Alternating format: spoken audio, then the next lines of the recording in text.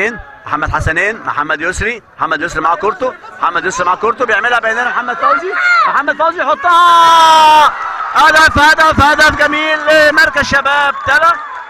جميل لمركز شباب تلا، بيقوم محمد فوزي يحرز هدف اكيد لمركز شباب تلا.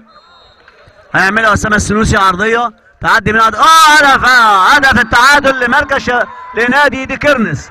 هدف التعادل يعملها اسامه السنوسي من الضربه الحره المباشره،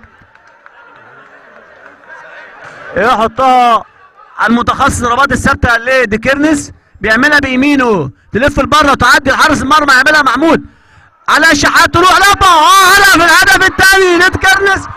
الهدف الثاني محمد طه يحط الهدف الثاني في الدقيقة الثانية من الوقت بدل الضائع. على الشحات هجمة مرتدة على الشحات لحسام، يحطها حسام اللي يروح هو الجون، حسام يحطها واحدة. الهدف الثالث لنادي ديكرنس في محمود المغربي حكم المباراة صفارة